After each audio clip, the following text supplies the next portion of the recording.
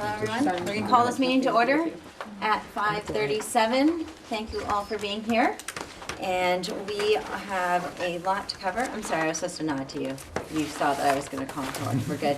I got it. Thank you. Thank you for your patience with me today. So the first item on our agenda is to review our agenda. So if we just take a quick look over it, you can see that really our goal of this meeting is to focus on drafting the articles. And as we were working on it in our last meeting, we will continue to work on that. We have a nice big chunk of time to work on that today, so I have high confidence we're going to get a lot done. Hopefully you guys agree with that. So we have some enclosures in the packet to go along with that. We did also include a little brief time for the updates from the different working groups. If there's no update, that's fine. But if there are any updates, that was sort of a 5 minutes or less kind of an update from those groups. We did save some time towards the end of the agenda to start thinking about drafting the report, so we can have an initial discussion about that and some of the things that would go into that report. And that's pretty much what we've got planned for tonight. So hopefully that's what you all were expecting we were going to do today. Great, with that, any public comment tonight? Yes. Is it there was no minutes or agenda, at least as of 5 o'clock tonight on the website? No minutes or no agenda? Both, but I wasn't concerned about the minutes. I was more concerned about the agenda. So the agenda for this meeting wasn't on the website? I don't think it I was, didn't find actually. it. I didn't see it either, and the minutes aren't there either. I had minutes- noticed that some of the minutes were not there, and I had asked Karen to post them. Okay. Were you able to, you get the agenda by email? No, Do you- not for Act 46. I do other stuff, so. Do we have another copy? I don't have a photocopy. Are you able to do that? Well, you can, I mean, I don't know how much is different from the last, I mean, have my last meeting's packet, but. well, so the main thing is that the language for the articles where we had made changes it's updated in there. The timeline is a bit updated. Do you want, Michaela, you can, Yeah, I The just, whole packet. oh, okay. thank you for doing that, Michaela. And- And I will make a note to look into why those aren't posted and make sure they get up there. I mean, I wasn't. I'll have pretty Karen sure- add you to the mailing list, the Yeah, email I list. just wanted to come Yeah. in, but it's pretty short turnaround with the holiday and so on, I'm sure. I think the minutes have to be approved. Well, the unapproved minutes are generally, need to be posted within 5 days, so I think we're actually behind for some reason. I'm not sure why some of them aren't They're up there. usually up. Karen usually is right on top of that. And then this agenda packet was done on Thursday, so again, maybe it's, like you said, the holiday weekend. Like I said, I looked 3 or 4 times this afternoon and somewhere near 5 is the last. Well, I apologize for the inconvenience, and we'll make sure to get More that corrected. inconvenience. But anyway, thank you. He doesn't. but Okay, I'm gonna let great. it go. So, give me just a moment here. I believe our next agenda item is around approving the minutes. Just gave away my agenda, so temporarily. Okay, so the next agenda item, number 3, is around approving the minutes. We have 3 sets of minutes that we need to approve tonight. So those are the minutes from the May 9th Community Forum. If you guys remember, we didn't talk about minutes at all at the last meeting, but the meeting before that, there were some changes that had come up for those minutes. So having reviewed those changes and incorporated them where appropriate, there's a new version of those available for approval. Hopefully you guys saw that. Karen sent the minutes out today. I know sooner is better, but unfortunately weeding through videos and minutes takes a long time.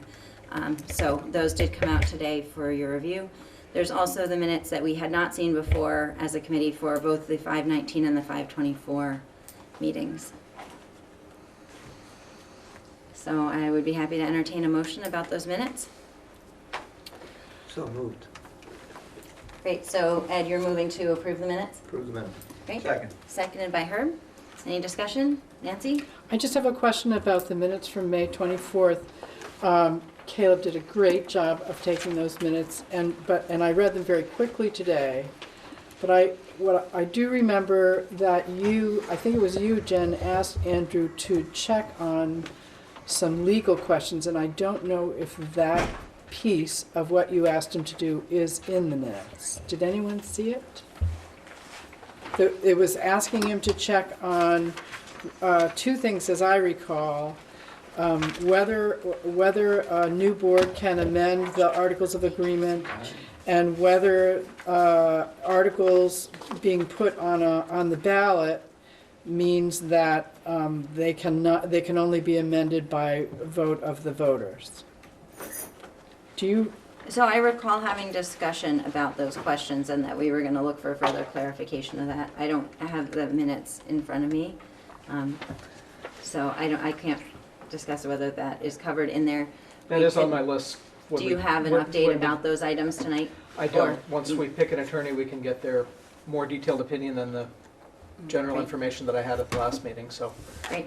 Shauna, could you have tonight's minutes reflect that Andrew's going to get back to us on those questions? You have the questions? You're clear on what the questions are? No? Okay. Because was that in, which minutes were those in? I'm sorry. It would have been in 524. Right, so I think, so just 1 second, so I guess what I'm suggesting is that if our minutes from tonight could be sure to capture that those are questions that we're expecting to hear back from Andrew on, Yep, then it will be documented that we have those questions and we're gonna get an update. okay. Is that acceptable, Nancy? Sure. Herb? If I understood what Andrew said, if that, the answer to that question would have to wait until an attorney was hired? Is that what you said, Andy? Because, and if so, here we are putting together articles, and I think it's important to know just how, to the extent to which these articles are meaningful. I don't, I think you might have a point, but I can ask around, Agency of Education, the attorney certainly could probably have a thought about that. So right now, we're on an agenda item around approving the minutes. So I hear that we would be interested to know if an answer to that could be obtained sooner than having retained a lawyer. Andrew? And I did give the information at that meeting that is commonly accepted. My understanding was that this committee wanted a legal opinion from an attorney, which I can obtain. We can certainly go through, at an opportune time, go through my understanding of those issues again, but my understanding was that this committee wanted to ask those questions directly to an attorney. Okay, and Allison, I'm going to come to you in just a second. So just to be clear, so the two questions are, Nancy, could you restate the Well, exact? I can actually answer one of those questions. It Okay, says go ahead, on Allison. page 2, under Article 10, Andrew answered the question, what can the new board change about articles? With the answer, if there is something on the ballot that the voters have specifically voted on, then the only way to change that is with a different vote. However, in terms of articles that are not on the ballot, the short answer is yes, but with some qualification. So at least one of those is answered in the minutes, as you are requesting. so Okay, Nancy? that's different from what I understood, but I think you're saying, that's different. You're speaking it with much more clarity than I thought we had from Andrew the other day. But, so I think you're saying, if I'm understanding correctly, I'm not trying to be difficult, Allison, I just want to make sure I understand, okay? I think you're saying, and I think you're saying that Andrew was saying, that if the articles appear on the ballot, they can only be changed by voters. If they don't appear on the ballot, they can probably be changed by the new board. Is that correct? Andrew, can you clarify? I think that's that? right, Is and that the says update with that you provided last qualification. time? I think that was the answer that I gave, which I believe is correct. The one sort of qualification that I think we talked about was if, for example, there was a requirement in the articles that a supermajority be required to do something, that to change that requirement would likely also require a supermajority. I think that was the only additional piece of information to what Allison had read out of the minutes. That's right. So I feel like we're really deviating from approving meeting minutes at this point. So we have a motion on the table about approving the minutes, so I'd like to call a vote on that question. We can certainly have further discussion as we're talking about the articles if necessary about, what can be changed in them later. So at this point, the motion on the table is to approve the minutes from May 9th, May 19th, and May 24th. Can all those in favor please raise your hand? 1, 2, 3, 4, 5, 6, 7, 8, 9, 10, 11. 11, and you're voting no? Yes. Okay, so that would be 11, 1, and 1. So the motion carries. Thank you all for handling those minutes and approving them. So we are going to, Mike? Just very briefly, I think the question that was starting to be addressed is a very essential question and one we need to really make sure we understand at a later time. Right, so the question we started discussion on last time is how can the articles be changed and by whom after they are approved by the voters, right?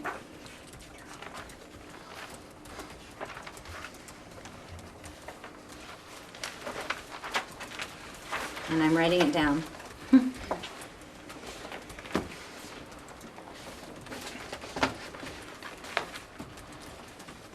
Great. So moving on, we're going to move to agenda item number 4, drafting articles for a union district. And so what I included, one of the enclosures I put into the packets on page 4 was a summary that I made for myself, and I thought it might be useful for the committee as well. Basically just has the list of the standard articles and what state they're in at the current moment. So you can see the ones that have been, I use the term accepted, meaning that we have approved them to be included in the articles, which then will be approved by the committee or not approved by the committee in their entirety. So just wanted to be clear that at this point, we're not expecting to have further discussion on those, but there is still that opportunity at the end where we will accept the articles as a whole or not. So that includes then the ones that have already been accepted, articles 1, 2, 3, 4, 6, 10, 11, 12, period. And so we have a few where we gave people some work to do after the last meeting to work on the language. We have a few that we still need to discuss, and we haven't come to discussing the other potential articles that were suggested by committee members. So last week we went backwards. This week, let's go forwards. Let's start with article number 5, which is the first one that needs further discussion, the plan for the first year of operations. And we have been following a process of having someone read that. I can't remember if we read that one out loud. I think we read that one out loud at our previous meeting. So if you turn to page, it happens to be on page 5, article 5, this is really an article that talks about how the school district is going to operate in the first year. So kind of that transitional period, I guess, as the entity is getting itself set up. I think there was some possible language that folks had suggested for that. So, Article 5. What's your pleasure?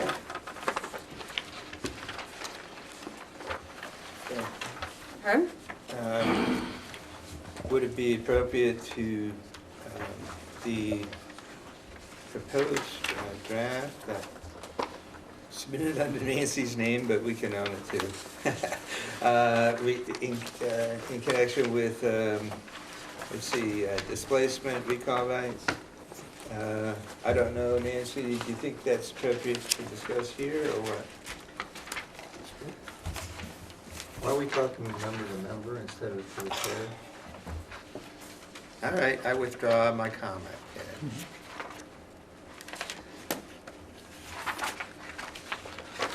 Go ahead. Nancy? I get my memory of what I was suggesting about this article is that if it's very important to us that people who are reading this find topics of interest easily, that and this article, the way it's written now, plan for first year of operations, talks about transportation, talks about negotiated agreement, those two things. It seems, I guess I was wondering about whether the topic should be planned for first year of operations, or whether the topics should be things like transportation or negotiated agreements, and under each of those, it would address the first year of operations and years thereafter. Because otherwise, if we organize it this way, there will need to be an article for not only a plan for first year of operations, but a plan for second year of operations and thereafter, dealing with things like transportation and negotiated agreements with the staff. Do you see what I mean? I understand your point. Yeah. Allison? I make a motion that we accept Article 5, Plan for First Year Operations as written in the draft. Okay, is there a second? Second. Seconded by Ed. Discussion? Steve, did I see your hand up? Yeah, yes, actually. So my understanding, actually with response to Nancy, what this article, my understanding is because there's not a board in a final unified school district board that is in operation, we're trying to help that transition along. Second, third, fifth years plan of operations is handled by the new school board. Okay, Kate? If you read the wording, it says, "The Board of the Union School District shall make all subsequent decisions regarding the following." Yep. The prior, I should say. So, I guess that's maybe in response to Nancy's question too. Great. Andrew? Yep, I just wanted to point out that this fairly standard language is typical of most mergers that are occurring these days. If there were a merger occurring that required some changes, this is the section where they would be looking for details about those. If you were changing the operating patterns of your schools, there are some districts that are talking about going from operating through 6th to 8th grade, and they would have to talk about what was going to happen with those students in the first year so that the state knew that you had a well-formed plan. The intent of this article is to say that you're going to continue with things as they are, and that the new board is going to make decisions going forward. Great, thank you. Nancy? Well, so I would just say that if we're going to deal with this article and talk about transportation and staff contracts, I just want to call your attention to suggested language about transportation. I think that this was language that was in the Rutland Northeast Articles of Agreement. It reads, the Unified Union, I suppose, will provide and/or contract for any transportation which is to be provided for publicly funded students attending the Unified Union district schools in accordance with transportation policies that have been adopted by the ANESU School Board of Directors. The point of that language is to say that the policies that are in place now will stand in the future. And the reason I think that's so important is because I think transportation is a huge issue related to equity, because some people are more able, because of their economic means, to transport kids than others. And I think it's important not to assume that the future board would adhere to that policy. And it's a really important equity issue. So that's one piece. And the other piece that's in the language pertains to the reduction of staff. And I'm hoping it would, since there's a motion on the floor about the language in this, that to adopt this language, I wonder if now would be an important time to talk about that, because it does relate to the negotiated agreement. I'm just trying to see if this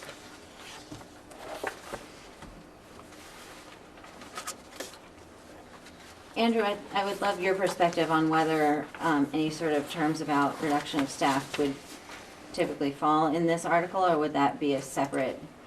I really think it's a separate issue.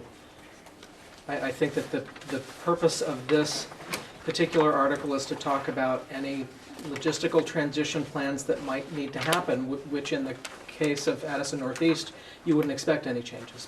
But that's why this article here is to just make clear to everyone that all the contracts will be taken over by the new board. I don't think it's necessary to assume that we need to tell the new board how to operate the transportation system. I'm sure that they will do a fine job of that. Great. Mike, and then her. I just, I guess, I think the 2 points that Nancy raised are also important to me, that they be, that we consider them and vote on them. I don't need them to be in this article. I just need us to consider them and vote on them. Herb? Yeah, I just want to clarify or ask you, Jennifer, if we're going to be able to consider those two other articles separately. In other words, whether they'd be germane, even though we've already discussed those similar kinds of issues in this article. I just don't want, if Nancy and Mike want to make a motion to approve articles to talk about the subject matter, I just don't want to I want to make sure that that's going to be germane. So I believe that if the committee desires to talk about any additional articles, then that would be acceptable to talk about them. Okay. Thank you. Rebecca? I just wanted to say that our current collective bargaining agreements that would be remaining in place do deal with how we choose to terminate employees, and they do have plans in place to ensure that if we would need to terminate either an individual employee or a group of employees, that there is a notification procedure and that there are things in place to help protect them. We generally don't go around as a general matter in our district and we can't just change those. And so they provide and afford a lot of protection and hearing process that's in place that would not change. And so those will still be in place. And I don't think we want to tie the hands either of the schools in general, of needing to also play into consideration financial budget issues that come up in the near future that we might have to take into account, dips in enrollment that come up at individual schools, just like we don't want them to take away a whole group of teachers for some reason. We also don't want to prevent a school from being able to say, well, we don't really have enough people to have this particular class, or we need to move somebody around. So I would just caution that we do have things in place that provide protection. Great, thank you. And so I think that that's a really great point regarding the reduction of staff. I think at this point we're not entertaining including this into Article 5. I think that would be, we'll get into that as we come to the other articles, is my understanding of where we are at the moment. Nancy? So, the current negotiated agreement expires at the end of the coming school year. We just did a 2-year contract. Right, it was 2 years, the year we're in. The year we're in, and then the the end next of the school. next. Yes. Okay, the but next Next school year. So what I just want to clarify is that the way the negotiated agreement is written regarding the recall and reassignment of staff is that it's district specific. But we'll be changing the district configuration if this proposal goes through. So there will be one district. But, And I'm sorry. let I'm me gonna- just- No, I want to ask you, because I think your comments are about the reduction in staff, not about the first year of Well, operations. Is this that correct? talks about honoring the current negotiated agreement that's in place. I believe it's saying that for the first year of the new unified union district, whatever is currently in place is going to stand. And so it implies that after that, it might change. So I and- would, go ahead, sorry. So I think you're saying that if we want to talk about what will happen after the first year of operation, we'll use a different article than this. Is that right? I think that if the committee wants to entertain a specific article that sets specific directions about how reductions of staff would be handled, that isn't just for the first year of operations, right? This article about the first year of operations, like the second paragraph, and this is, my opinion, but what it says here is that the new board, once it's formed in November, assuming everything goes forward, is going to start negotiating a new contract. And then it says, in the absence of a new collective bargaining agreement on July 1, 2018, the school board will comply with the pre-existing master agreements. So it's only if a new agreement hasn't been reached, which is basically how we operate now, that if we have a new year starts and there's not a new agreement, that we continue basically to work under the old one until a new one is reached, is my understanding of it. So, I want to give, Dawn, do you want to speak? I know, I was just going to add clarification that the contract has an article in it that if the agreement isn't reached, everything just kind of hangs and waits until then. So to put that in, we're tying their hands because they're not even going to be afforded the opportunity to negotiate an agreement because they have that as their, what has to happen. What motion is on the table? okay. Can I do So, procedural? Mike, Can I just do procedural?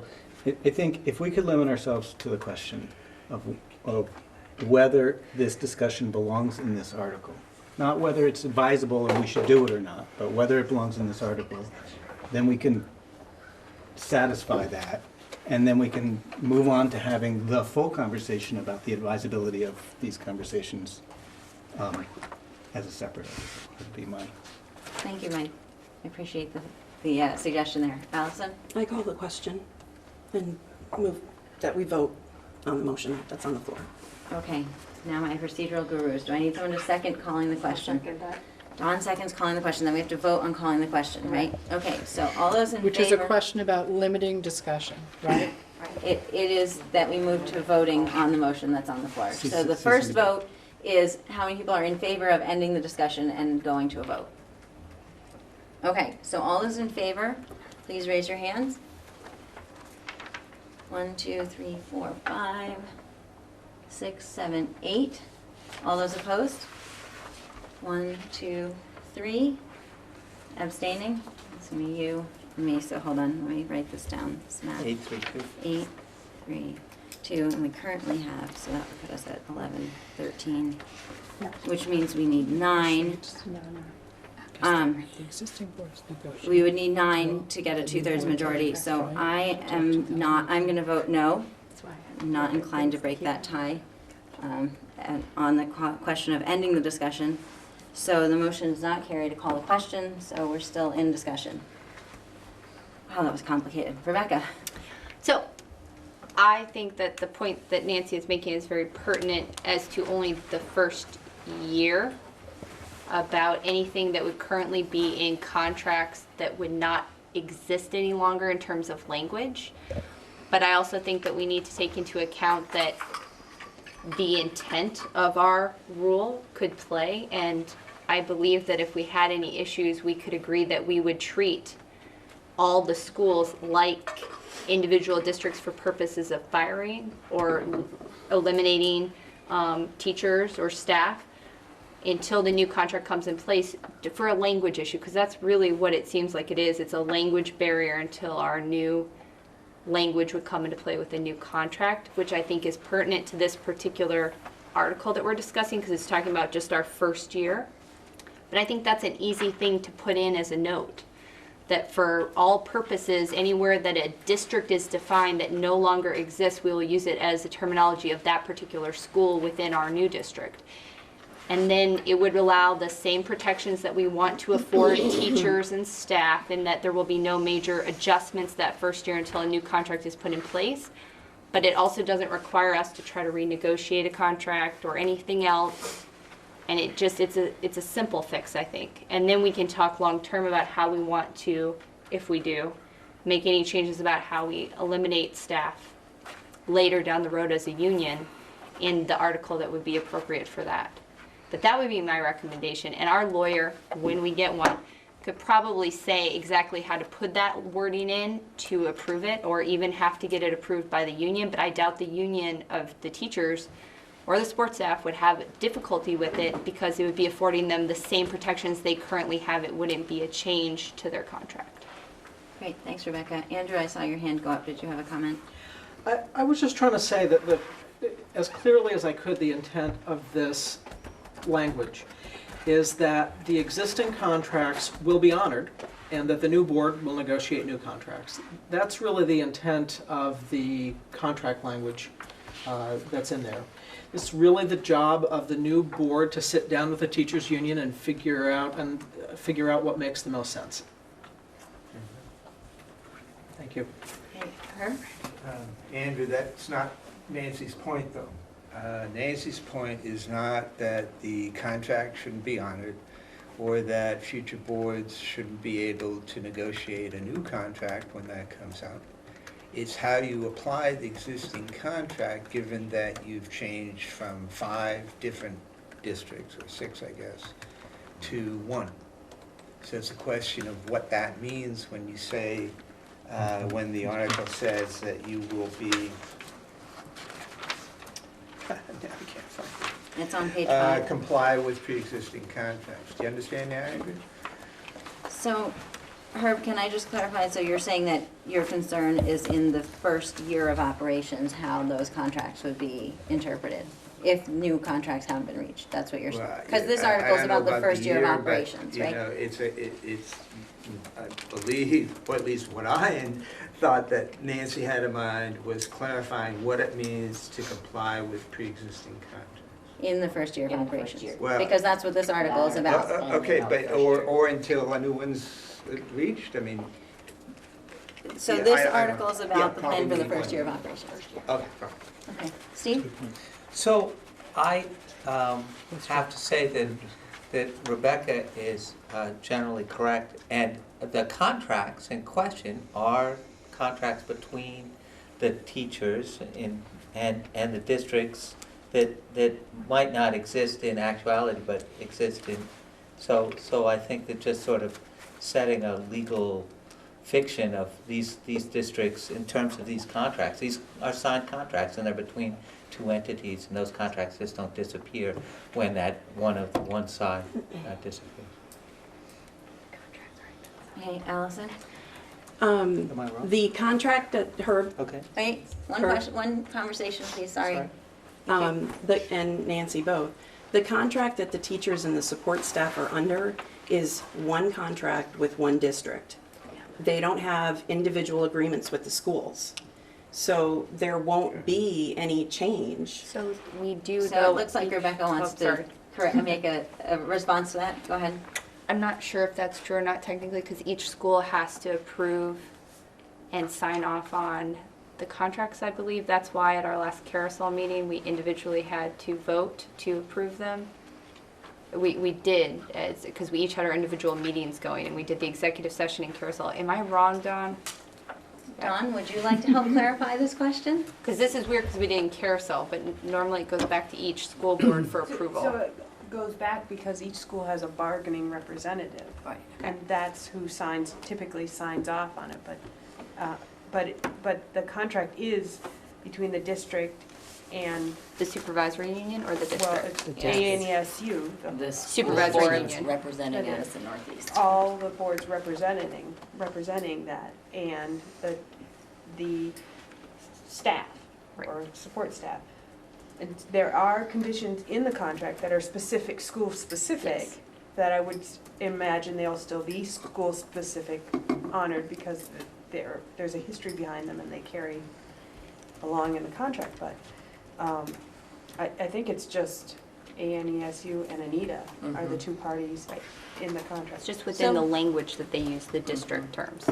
Yes. So maybe in the interest of moving this conversation forward, what I understand is the issue that we're trying to address at this point in Article 5 about the plan for the first year of operations. The question is, do we feel like we need to be specific about how the pre-existing contracts would be considered if new contracts haven't been reached, right? I mean, that's not the right term, but at the bottom of the second paragraph, right? The school board shall honor all individual employment contracts that are in place for the forming school districts on June 30th, 2018 until their respective termination. No, that's not the right sentence, sorry. It's the one that says, in the absence of new collective bargaining agreements on July 1, 2018, the school board will comply with the pre-existing master agreements, blah, blah, blah, right? So the question is, do we need to be more specific in what the interpretation of that is related to a RIF in the case that a new contract isn't signed by the time that we get to having to reduce work? I think that's the issue that we are trying to address for that first year of operations. Nancy? Well, one question I'd like to explain my question and then explain more clearly my concern. My question is, right now, the VSBA is advising all school boards to write one-year contracts because of Act 46 and the uncertainties about governance. So if there isn't a contract yet for the first year of operation of a unified union, who negotiates the contract for that coming year? Is it the existing boards or is it the unified union board? That's one key question. Can I answer that? Yes. I think that is a question that has an answer. So the new unified union board, once they're formed, one of their key jobs, according to this article, is to negotiate a new agreement. Okay. Okay, so you have a So second question. here's the thing I just want to explain. Each of our towns now has its own school district, elementary school district in any case. And this is an issue that pertains mostly to elementary. Right now, the way it works is if there's a reduction in force in one school, the person who loses their job is the person who is least senior, who has less seniority, the person who's most recently hired. If that happens, and in another elementary school in this district, if there's a similar job opening, that person who's lost their job can apply for that job, is often given an interview for that job. But it's the work of the principal and their search committee and so forth to look at the whole pool and decide who gets hired for the job. And the reason it works that way is because these are different districts right now. So the other piece is, if there's not an opening in that other school and a person loses their job, they're out of a job. And there may be a job in this district or another district, but they're out of a job. When there's one district, the seniority rules, if they work the way they work right now, the seniority rules are such that if there's a reduction in force in one school, and the person who is bumped, the person who loses their job has more seniority than someone else in another of our elementary schools, that person automatically bumps someone in another school out of their job. So Nancy, And just a minute, similarly, if there's a reduction in force and there's an opening in another school, that person automatically, no questions, no interviews, nothing, automatically gets that job. So if the current rules hold and everything stays the same, once there's one district, the principal's authority around hiring classroom teachers, which is probably the most important decision that we make in schools, the principal's authority is drastically lessened, if not eliminated. So And Nancy, that I is want to my clarify, concern. is this concern related to only the first year of operations or in general in the new district? Because if it's not just for the first year of operations, then this is not the right time to be getting in depth about that, right? Because this article that we're considering is about the plan for the first year. So it would only be if a new contract hasn't been reached and we're operating under the old contract, and we need to make sure that it's clear what that means. Right? That's what would go into this article about the first year of operations. Mike? So, in answer to your question about first year or always both, I think is the answer for me. It didn't dawn on me until I heard Herb say it.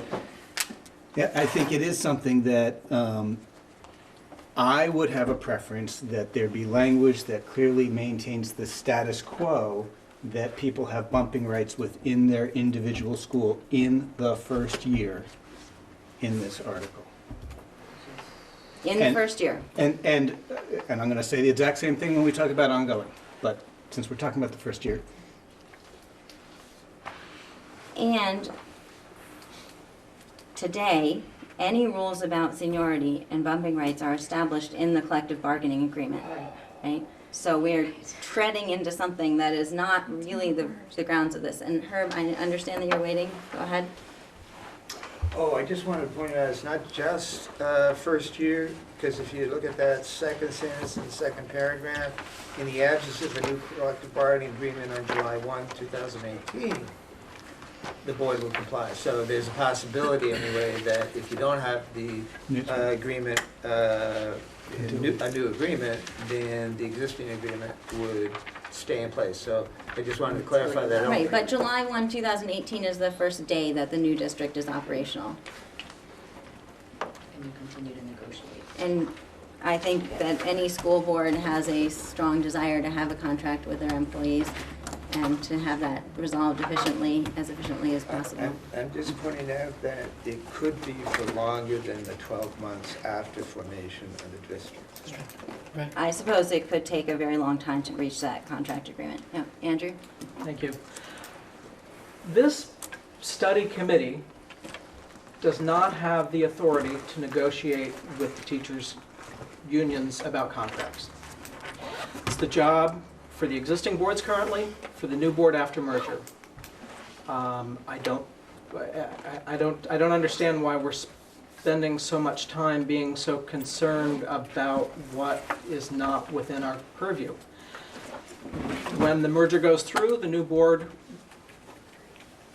will negotiate with the teachers as required, depending on when the contracts happen to expire, based on what the existing boards have negotiated.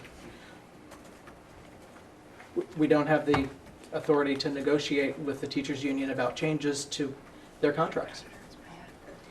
Great, so we do have a motion on the table. I'm going to take about 2 more comments and then we'll go to a vote on that motion. Rebecca? I don't think it's about negotiating with the teachers, but I do think that you have to take into account that some language in the contract will basically be non-existent if we have a new union in place without yet having a new collective bargaining agreement that accounts for the change in structure. And so, the only thing I think that we would need to do, maybe I'm repeating myself too much, but is to make a small modification or a note in our thing that we will honor the words that are in the current collective bargaining agreement wherever they say district to mean the same school. So everything would stay in place. So in Lincoln, if I needed to riff somebody and it says district in the collective bargaining agreement and we're 20 months in and we still don't have a new collective bargaining agreement because it took us 18 months this last time and we just barely squeaked out a collective bargaining agreement, then at least we know that what that means to us when we have a new union and there are no longer Lincoln districts is that we mean Lincoln school. And I don't think that that's a change in the collective bargaining agreement. I think that's just us acknowledging that even though technically the district will no longer exist, we're honoring it just like it says we will. We are going to honor the contracts as they exist now, whether or not the language is in place. Okay, so Rebecca, can I just clarify? 'Cause Yeah. I just wrote this down, and obviously anything we write will be written better sure. by the lawyers, but for the sake of discussion.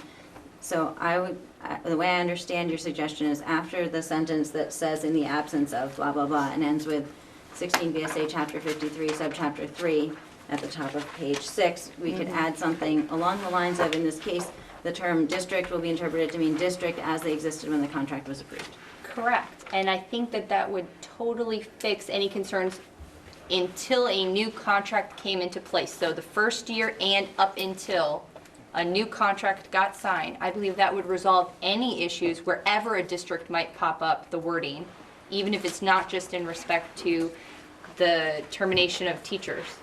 Great, Michaela? So I wonder if that language is even necessary because I have not seen the most recent, but we said that the language was saying the same. under Article 1, Recognition 1.2, it says throughout this collective bargaining agreement, hereinafter, the agreement reference to the boards or districts shall be deemed to refer to each of the 6 individual boards. So if we're gonna maintain this current collective bargaining unit until the new board is negotiated another one, this bargaining agreement already understands that we're referring to 6 individual school districts and boards. Which means that if there's RIF provision, that the RIF provisions there are that are in this current collective bargaining unit already are specific to the 6 individual school districts as they exist right now. I would agree So with I'm not Michaela. certain that we need to put any additional language in. If we're still using this agreement, there's already a provision in the agreement for it. Great, fine, Michaela. Thanks for having that at the ready. Dawn? And another point is, there's the memo for the special ed consolidation. We already have a memorandum of understanding between that staff, so there's equal language covered for special education staff by that memo. Great. Great. Nancy? I think it's important to come to consensus on what our interests here are, and then to see about getting an attorney to write the language that would put into article language our interests. The interest that I'm talking about is the interest of having the principal retain authority for hiring and to keep the riffing and recall mechanism to be school-specific. And I mean that in the first year of operation, I mean it in the second year of operation, and I mean it from thence forward, keeping in mind, and I grant, Andrew, that you're right, in the end, it has to be codified in negotiations. But making that intent clear in the articles, I think would be helpful in making sure that that is front and center, clearly the intent of the effort to merge these districts. So if that is our interest as a group, and I think we probably need to talk about it, if that is our interest, I think we probably need an attorney who's open to writing language that would help us convey that interest. And if that isn't our interest, I think it would be important to know about that from each one of us tonight. Great. So Nancy, thank you for that comment. I think, so it's my feeling that since that is not specific to the first year of operation, that we need to defer that conversation. I do think it is important to understand what the committee's intentions are in that area. But since it's not specific just to the first year of operation, I'm going to make a note to take that up at a later point. Can I just So- add again that if we organize this not in terms of calling it plan for first operations, but call it transportation and as one heading and negotiated agreements with around staffing as another, we could deal with the first year and subsequent years in those 2 articles. So I hear that suggestion. That is definitely one possibility. I think the other possibility is to keep this article as drafted about the first year of operations and add additional articles to be more specific. It's my understanding the purpose of this article is to talk about that transition period. It's really focused on the transition period, not about the goals of how the district will operate forever and ever. So we do have a motion, a seconded motion on the table to approve Article 5 as it is written in the draft. So that means without any other additions or changes. Can I ask a quick Mike? question? If you'll allow me. I already allowed you. Michaela, can you steer me back towards what language you read a moment ago in Article 1 that clarified for you the issue? Hang of- on, it's She was in the reading it. collective bargaining agreement. Oh, in the collective bargaining Yeah. agreement, so it's not in front of us. No, it's the negotiated agreement between the teachers and the boards. Okay. Right, and I believe the point was that it clearly referenced that that agreement I was just don't have it in specific front to of each me, so I- school. Right, well, that's not the job of this committee to review the collective bargaining agreements. I understand, but the issue is important to me, that's why I raise it. Okay, so we have a motion on the table about approving Article 5 as written. All those in favor, please raise your I hand. have a clarification question. Sorry. You keep saying, Jen, that this is about the transition period. I think it's about the first year of operations of a unified union. Are we saying the same thing? A plan for the first year of the union school district's operation and for the types of things it needs to do. So, Andrew, can you clarify, does that mean from the moment that the new district becomes operational on July 1, 2018, as we have written it? I think that's what it's about. Right, Yeah, so I was this asking says Andrew. that the new district will provide for transportation, assignment of staff, and so on and so forth, consistent with the contracts, collective bargaining agreements, and provisions in law that are in existence. But so is that talking about the year, like from when the transition, the new board is elected to when it becomes operational, or from when it becomes operational for the first year? I think that's the clarification Nancy's looking for. When it becomes operational, as I believe. That's what I thought. Okay. Yep. Okay, excellent. So I'm going back to calling a vote. All those in favor of approving Article 5 as submitted in the draft, please raise your hands. Okay, we have 1, 2, 3, 4, 5, 6, 7, 8, 9. All those opposed? 1, 2, 3. Any abstentions? Okay, and so I'm abstaining because that 9 is the number we need to make a 2/3 majority, so that motion passes. So we will note that Article 5, somewhere on my sheet that tells me this, has been accepted on 6/1 as far as the first year of operations.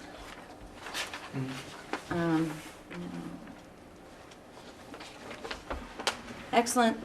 So the next article that we have to address is Article number 7. So Article 7 starts on page 6.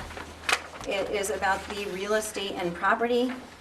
So if you remember, this article talks about basically transitioning the ownership of the real estate to the new unified union, and what would happen if at some point any real estate needs to be no longer owned by the union. And what I remember from our initial conversations is that there was a proposal to add some language, which is on page 14, about the real estate and property. When conveying real estate to the unified union, the town district may reserve certain reasonable rights to the use of said real estate by the town, e.g. using the buildings for town elections, using the fields for town sports. So there was some discussion at the time. We were limiting the amount of time we were discussing any article, so we did not resolve that. I'm hopeful that that's something that we can discuss and resolve efficiently, so that we can move on to some of the other big topics we have to talk about tonight. Mike? I don't know about efficiently, but the prime example that I would give in this regard is the use of the school gym in Moncton on town meeting day.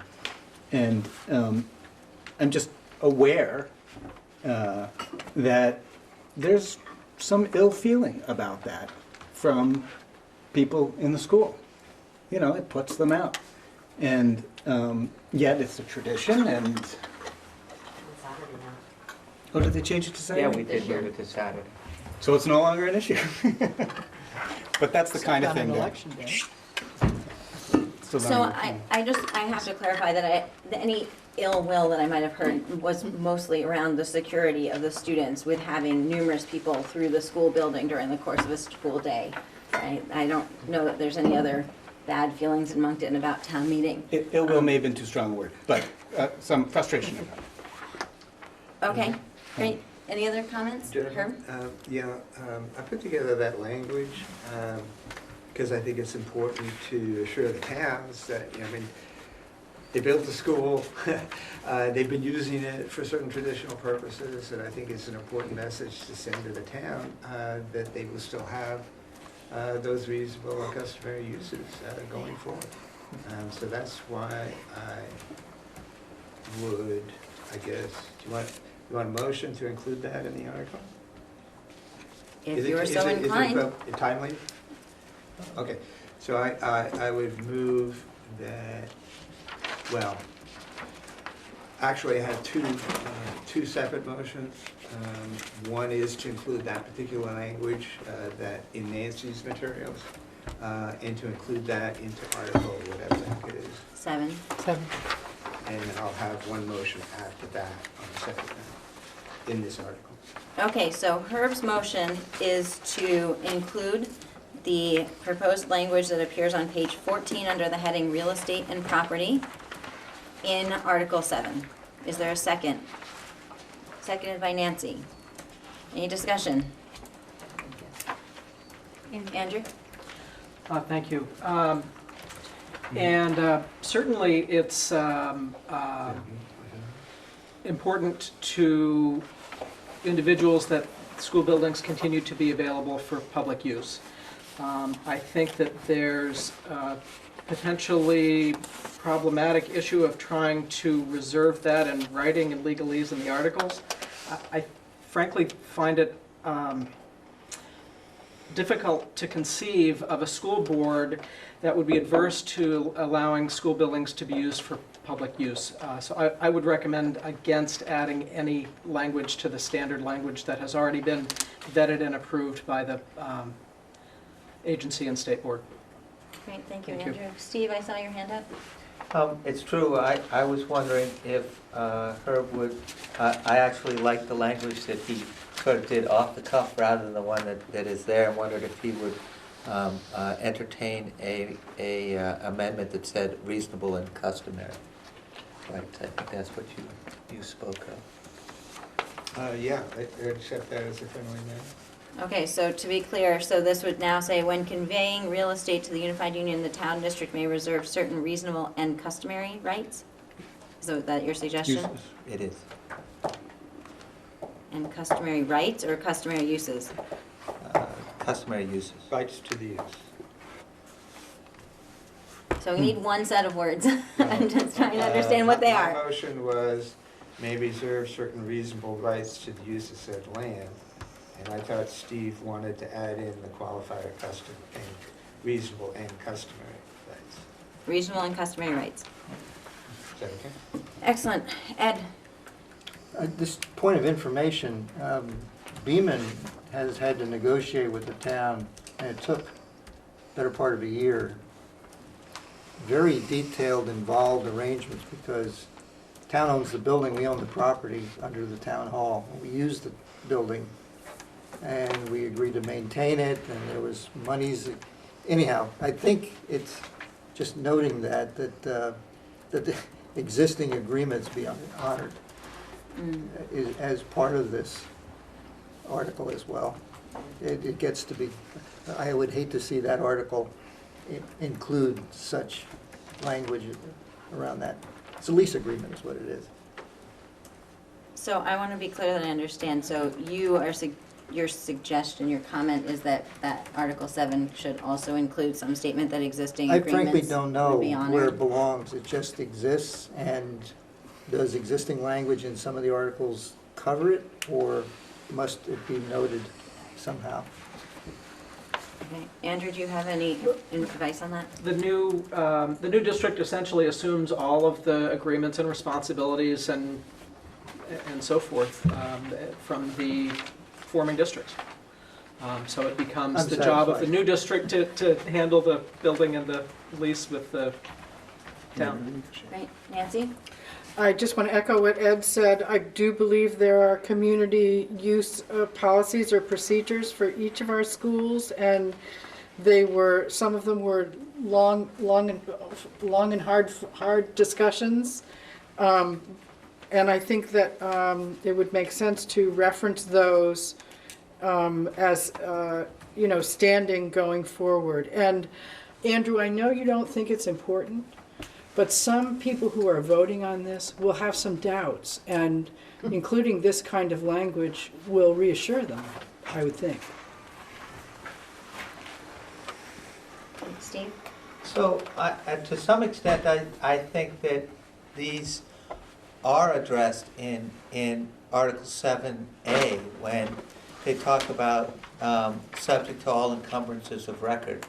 I would think that a lease agreement would fall under that heading of encumbrances of record. So, I think you're right as to lease, Steve, but maybe not as to other agreements. As long as they So, registered, please. Kate, did you have your hand up? I was just wondering if, yeah, it may address it, but do we want to put it in more clear language for the voters? I think that is About the a leases? question. Yeah, just because I've heard strong feelings from community members, just wanting clarification. So I agree with Nancy that if we clarify it now with a short sentence or two in the article, it might answer some questions. Around honoring existing agreements? Leases and, yeah, and I like Herb's addition, is my other comment. So I have a question, I don't know if we can answer it because this is maybe a legal question, but I'm not sure what the implication of that the town district may reserve certain reasonable and customary rights to the use. Like, I don't know if that's the same thing as saying that the school shall allow the town to use the school in a reasonable way, like reserve, I'm not sure what the legal implications of reserving rights to use means and if that could cause some issues down the road. So that's just me having my turn to share an opinion. Rebecca? I also have a question. I don't know that anything that we do here, and this is my question, could legally sever any already established agreements between two existing parties simply because we say we're going to establish something different. Because each town or other entity that owns anything and made an agreement with that existing school district, I don't think the school district can unilaterally choose to ignore the conditions of that agreement by entering into this. And I just think maybe we need to make sure that if we are adding in language about reserving rights or use, like you said, Jen, that we just might want to find out what the answer to that is. Because I think our current language that we're going to honor all existing things would be required, but I'm not sure. It's just a question. I think Nancy had her hand up. Well, I think, I'm certainly not a lawyer, but we're talking about existing entities, districts dissolving, so they no longer exist. That's why the Unified Union District assumes all their debt, is taking on their agreements, their legal agreements. It sounds to me like we may have consensus about wanting to make sure that existing agreements on use of facilities will stand, and if we know we have consensus on that interest, I believe we can convey that to an open-minded attorney who will be able to put those interests in the kind of language that it needs. Which will need to be both language a lawyer will understand and a language that other people will understand That as might not well. exist, Nancy. I certainly hope so, because Yeah, it's going to be on the Just ballot. to respond to something that Rebecca said, I mean, we can talk also, we can lay on the jargon, but there might be some uses that the town has, or maybe a sports committee, and they might not be actually embodied in an agreement. They're just subject to, I mean, I don't know that for sure, but they might just be things that are an understanding. So that's why I think it's important, I think it's going to be important for the committee to communicate to the people in the towns that's going to hold. Great. Hey, Caleb, and then we have a motion on the table, so we'll move to a Can you vote. remind me of the motion on the table?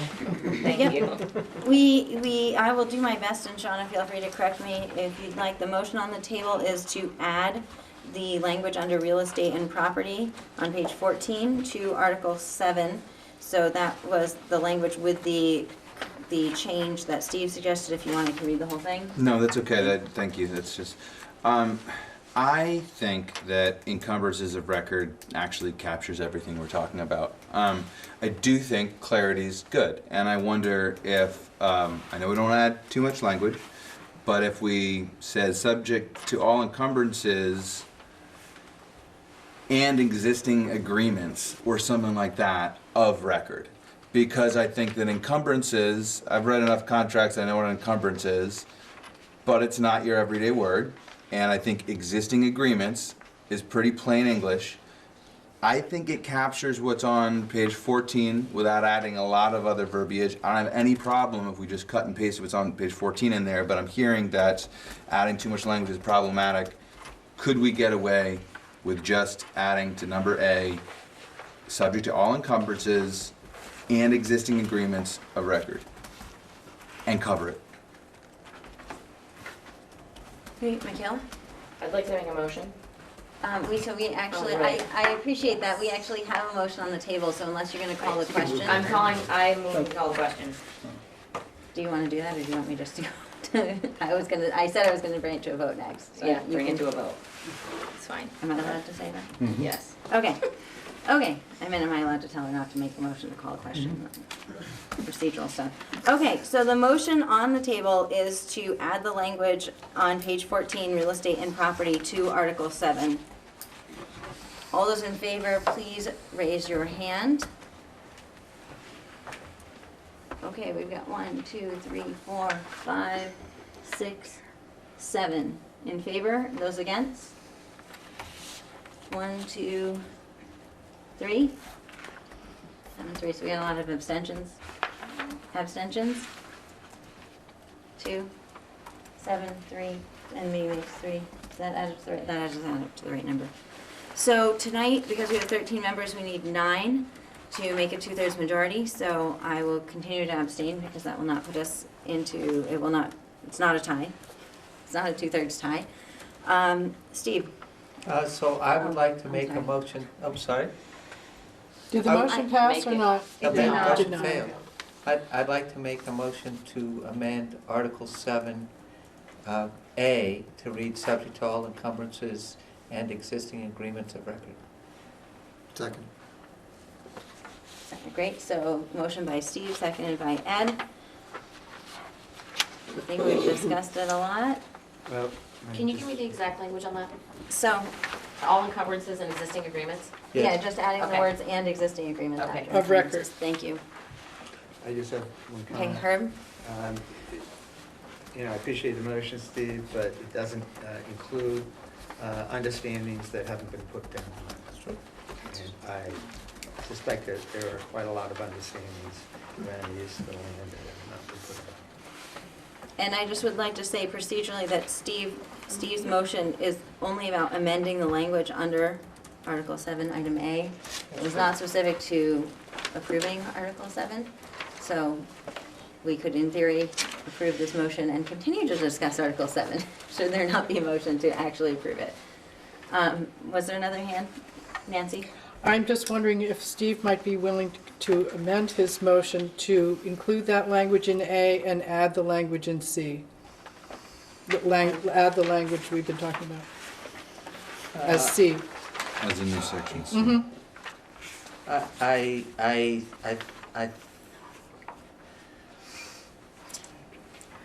I think that I'm going to just leave it as it is. Okay.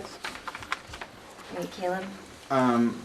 Comment on this in response to Herb's question that this would not include potentially more informal arrangements or understandings. I would suggest that since this language on when this has to take effect is not really settled completely, I guess what I'm saying is that if a town would have an opportunity to codify such unwritten agreements prior to this taking effect. So that if there was something that was so vague, it was just an understanding that only the town clerk knows about and the principal, and they kind of write it down on a little piece of paper, or don't. There would be an opportunity, I think, to codify that existing agreement. So I don't think that has to, I think there would be an opportunity within this language to ensure that unilaterally on the part, well, not unilaterally, but on the part of the town and the existing district prior to the new district taking over. Great, Allison, then Rebecca? So Steve, I'm wondering if you're willing to amend your motion to include approval of Article 7 with your change to Section A. My thought was to just deal with this particular thing, and then if we wanted, we could entertain a motion to approve it as amended. Great, Rebecca? I'm a little confused, so I apologize. But I'm going to ask, if you don't mind, a couple questions, and if anybody can answer them, that would help clarify for me. Under 7A, I guess I'm getting confused about who we're trying to get to honor these unwritten or written agreements or whatever for use, because A is really talking about the new union actually basically taking over all of the property. And that means any encumbrances would be like debts on buildings or liens on property or rights of way or easements, not the ability of whether or not to use a basketball court for a game or use the bathrooms during a road race or something like that. And so adding and agreements of record would be fine, because it would again talk about land agreements that are recorded with the town clerk's office. And that would be the only agreements that it would talk about under 7A, is my understanding. If we're wanting something that involves current use of the facilities, and those agreements that we currently have in each of our towns, I believe that the language you are asking for will not accomplish your goal in any respect, and should be put in a separate paragraph or under a policy under the new district as opposed to in the article. So if I'm wrong, please let me know, because I know I've missed a couple of meetings, but I'm pretty sure we would not be doing what you think we are doing. Great. Steve, since you've made the motion, do you want to respond to that? I don't. Okay, no, okay, Ed? Ed's got it. I like the idea of calling out the informal understandings, but those understandings are between the town and the school generally, and the board is not a party to them. And we're making ourselves a party, is that true? Is that what we're trying to do? And I'm not sure if that's what we're trying to do. I want to remind you, many of you were here at I think it was the last meeting or 2 meetings ago. Armando did point out that there is a ANESU policy about use of buildings, and there are different categories for different kinds of groups, and if you're a town or a nonprofit, you can use a building at no cost. That there is a policy about that today. So, Michaela, you had your hand up? Yeah, I mean, I was just thinking that I certainly know that there are agreements that are made that are not between the town and the school, that are made between a family who wants to use the school for a birthday party, or an organization that wants to use it for a fundraiser or whatever, and those aren't agreements between the town and the school. Nor does the board ever hear about those. Those are agreements that are made when an organization comes in to the office and meets with the secretary and signs a facilities use form and signs away their, liability or whatever, agrees on an amount to pay, and they are the custodians here or not here, and that's how it happens. And the board isn't privy to that at all. And so it seems a little bit awkward for me to think that we're gonna have an article that's gonna speak to that when that's not even something currently that our boards are addressing or dealing with. Great, so thank you, Michaela. I hear us segueing into the discussion of whether we want to add something new. So what I'd like to do is just deal with the motion that's on the table about amending Article 7, Item A, so that it says, and subject to all encumbrances and existing agreements of record. And we should understand that to mean financial, legal type agreements. So that is the motion that's currently on the table. All those Go ahead. all those in favor, please raise your hand. Okay, we've got 1, 2, 3, 4, 5, 6 in favor. All those opposed? 1, 2. You guys are killing me. 6 and 2. And all those abstaining. 1, 2, 3, 4, and me makes 5. So 6, 2, and 5. That adds up to the right number. So the motion does not carry. So, back to Article 7. What's your pleasure? Andrew. I just want to make a comment. It is specific to this article, but I think it's true in general of most of the issues that come up in the articles. And I tried to talk about this a little bit at the last meeting.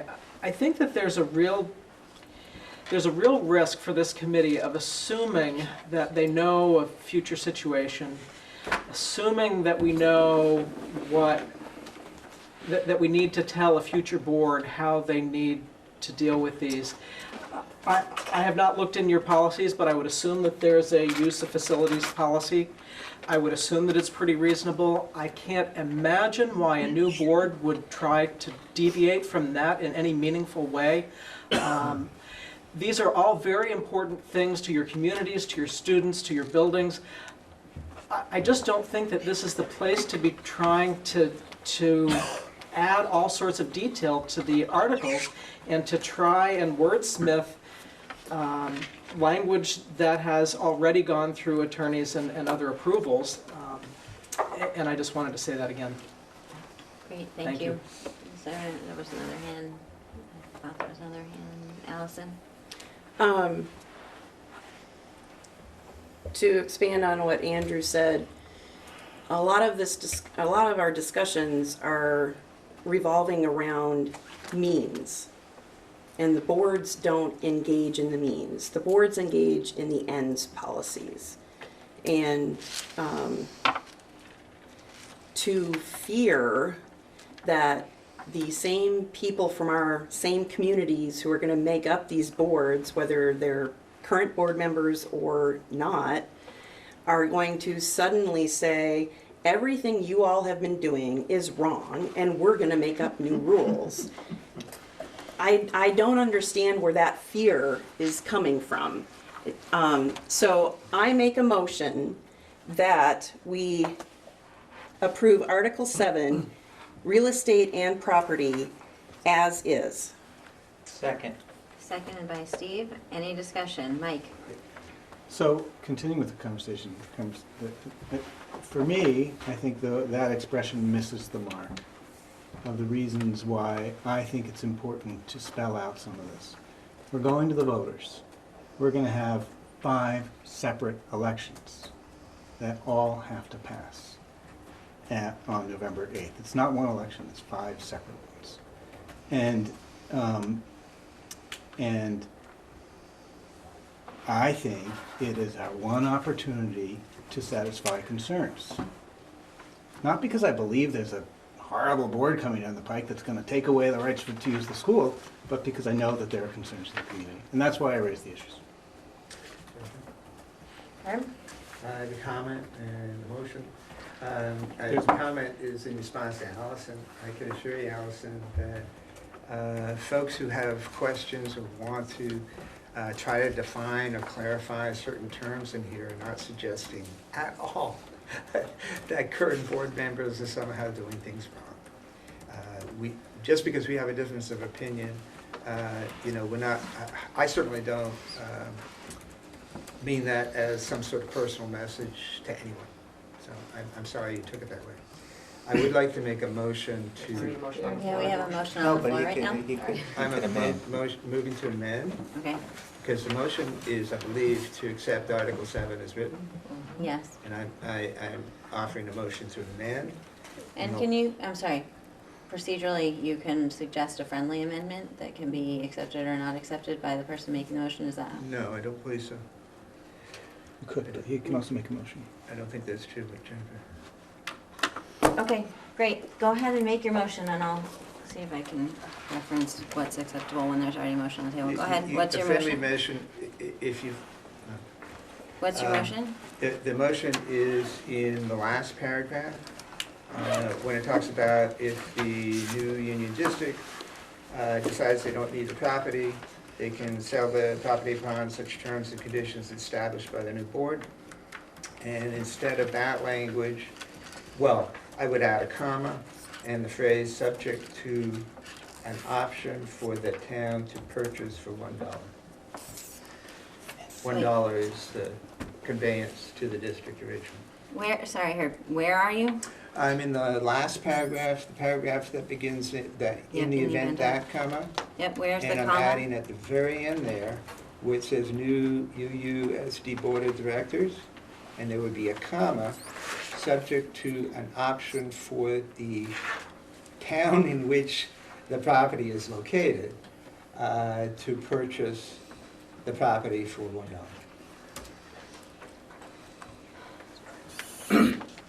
Okay, I don't know. Is there a second for this motion? Then I'm not sure if we're accepting. Great, Nancy, thank you. So I need to get clear on procedurally, so you can make a new motion to amend a motion. I'm looking it up. Can you make a I'm trying to motion look it when up, there's too. already a motion? Would you look at the first paragraph B? Andy, go ahead, thank you. Thank you. Paragraph B, disposal of real estate. The first paragraph has everything you're saying. It says the property will first be offered to the town for $1. Then I think as the paragraphs go on, if the town doesn't want it, then it tells what happens if the town doesn't want it, essentially based, I think, on a principle of first refusal. But the three paragraphs seem to follow one after the other that says, hey, we're gonna offer it to the town for $1. If they don't want it, then this is what we're gonna do to review it. And I wanted to ask the question, was I understanding those three sequential paragraphs properly? Because the third one seems redundant, but it doesn't if you consider that the town refused it, and now the board will get rid of it any way they want. But it seems like a first refusal sort of a thing. So I think it addresses what you're suggesting. I totally agree, and I withdraw the motion to amend. It's a moot point. Thank you.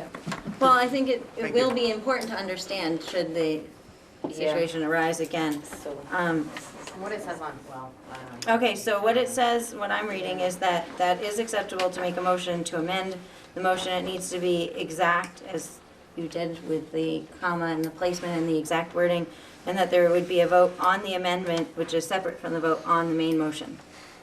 But the amendment's been withdrawn, right? Right, I'm clarifying so Right, that we got it. understand should this situation arise again, that we We'll understand know what the what rules to are.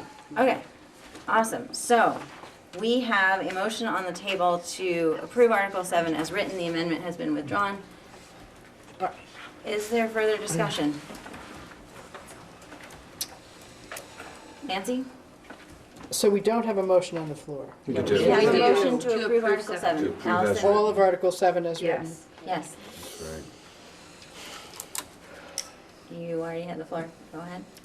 So I guess in addition to the questions we've raised about adding a piece about the use of the school and school properties, and trying to honor existing agreements that communities have really hammered out. It certainly has been a long time hammering, not unhappy, but a hammering out in Starksboro. In addition to that question, I'm very curious about the question of if the day should come, and I'm not trying to borrow trouble, but if the day should come that a town wishes to withdraw from the unified union, I actually heard from some people who were in the situation that one of the things that blocked them from even considering that was language about this conveyance of property. So my question before we would vote this in the affirmative would be, what are the limitations around that should a town wish to withdraw from the unified union? I mean, if they don't have a place to run school because they don't own it, then they really have no recourse. Andrew, do you have anything you can clarify as far as what sort of, I do wondering- know that it's clear in statute, but I don't know offhand exactly what that says. But there is existing statute that talks about the process for trying to withdraw from a union. In terms of voting, your town would have to approve it, as would the rest of the district, but in terms of the real estate, I do not know specifically. Thank you. I'm going to recognize Andy, who was just raising something at me to indicate maybe he has some It's information merely useful. the article on withdrawing from the union unified. For a supervisory If union? you care to take a second to look, I don't know if you want to bother, but it happens to be one of the few that You happen to just I have have this to. in What a guy. How'd you know? I think he was set up. No, I've never seen this man before. You guys want me to read this thing out loud? It's about a page long. Title 16, Chapter 11, while having not previewed it. It's, so Title 16, Chapter 11, Subchapter 4. Hold on. It's under legislature.vermont.gov. Okay, yep, I'm on it. So Title subchapter 16, 4. Chapter 11, Subchapter 4, 724, withdrawal from or dissolution of a unified union school district.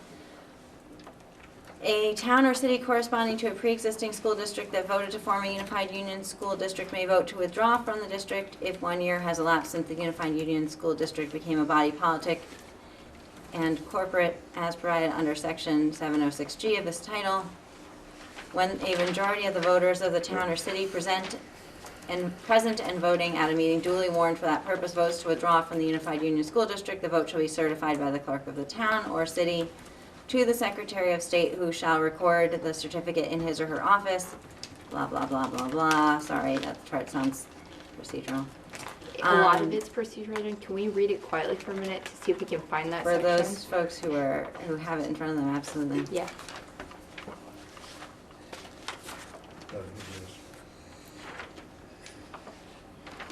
So section B does not contain anything about it.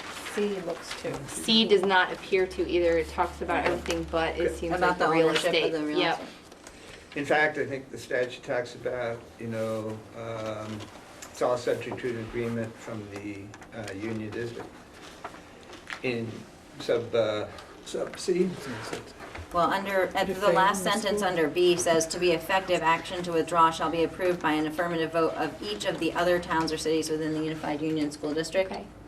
yeah, I understand, but in C, it talks about that it's effective immediately following or as soon thereafter as the obligations of the withdrawing member have been paid to an agreement made with the union school district in amount satisfactory to the electorate of each member of the school district. So I would assume that that means that the question of whether the withdrawing town gets a school is subject to negotiation. Rebecca, you want to say something? Yeah, so I think the part that you could read, Jen, that would be the closest to it, be in C, if you go down 1, 2, 3, 4, 5. Would you like to read it? Sure. It goes, comma, the state board shall declare the membership of the withdrawing town or city to be at an end as of July 1st, immediately following or as soon thereafter as the obligations of the withdrawing district have been paid to or an agreement made with the Union School District in an amount satisfactory to the electorate of each of the other towns and cities within the Unified Union School District. In addition, the state board shall declare the pre-existing school district corresponding to the withdrawing town or city to be reconstituted. That is the only section where it talks about, that I can see. Yep. But I mean, there's more about how to withdraw, but that's the only thing where it talks about obligations. So it doesn't specifically say how it would be paid. It would be the rest of the members of the union district Have to agree. would agree on what the obligations would be owed, including, I'm assuming, whether to sell the real estate back to the town and if they choose to sell it back to the town, for how much they would sell it. Right, and and not having a lot of familiarity with this, part of this could be that in the first year that we're a unified union, you all take out a bond to put a new roof on the Moncton school. So if I decide that Moncton, if Moncton decides to leave, then all the other towns don't end up holding that debt, so that must be part of the logic of having to have that discussion. Rebecca? The good thing about the way that it is listed, if you want to see a good thing about the vagueness of it, is in our articles, it suggests that when a town would no longer be needed, that building, we would give it to the town for an offer of $1 first. This requires everyone to agree to allow them to withdraw. So if everyone has agreed anyway to allow this school to withdraw, and they've made arrangements for the other kids that don't want to be withdrawn from this union to go to appropriate schools, I would imagine that there would be a large likelihood that the union would find no use for that building anymore if it's not going to be a part of their district, or I'm using too many words, but if the district didn't find that they were going to use it anymore as part of their district, that they might look to our articles and offer it back to the town for the same amount as it normally would if its use was no longer required. It wouldn't be required for them to do that, but it seems like a logical option that people might consider. Thank you. So my recommendation to the committee at this point, we have a motion on the table to approve Article 7 as written. We have some questions about withdrawing and what that might look like. I think we had some proposed language about having a special article related to withdrawing. And if we, in that discussion, realize that we need to make some change about how the real estate would be handled, I think we could address that at that point. I'm just concerned we're spending a lot of time on these articles and we have still, we haven't even gotten to all of those other ones that have been proposed that I think, we had to talk about voting again. That went well last week. We've got some ground to cover tonight. So my recommendation would be that I would like to move to a vote on this article of approving the language as it's been written. If we don't pass that motion that's on the table, then I would suggest that we table Article 7 for now and move on. Hearing, Just to clarify, are we going to add use language in another spot, or are we gonna drop the use? Policy. So the motion on the table is to adopt Article 7 as written. So that would mean not adding use language into Article 7, would be the implication of that I'm wondering motion. if we're ever gonna come back to that at all. Or is that not an appropriate time to ask that? I think, It probably will come up again. Okay, I doubt it. sorry to complicate things. I'm sorry, I don't know how to answer your question. Yeah, I mean, that's okay. we are, I don't know how to vote. we if have I a don't know. number of proposed other articles that the committee will need to determine if they want to discuss and explore. So the motion is to approve Article 7 as written. All those in favor, please raise your hand. That's down, right? Down. 1, 2, 3, 4, 5, 6, 7. All those opposed? 1, 2, 3. Abstaining? 1, 2. What did I say? 7, 3, 3. Okay, so that means that we are not in a tie because we need 9 to pass a motion tonight. So that motion does not carry. So as I mentioned earlier, I think we should defer further discussion of Article 7 for now. Hopefully we will get back to it later in this meeting. So thank you all for the great discussion. Andy, did you want this back? Thank you. So next we need to move on to Article 8, which is the Board of Directors composition. If you remember, Can we just take a break for 5 minutes? Or I need a break for 5 minutes. A comfort I think break. that sounds like a good idea, thank you. So we're gonna take a 5-minute recess. Meeting passes. So please be back.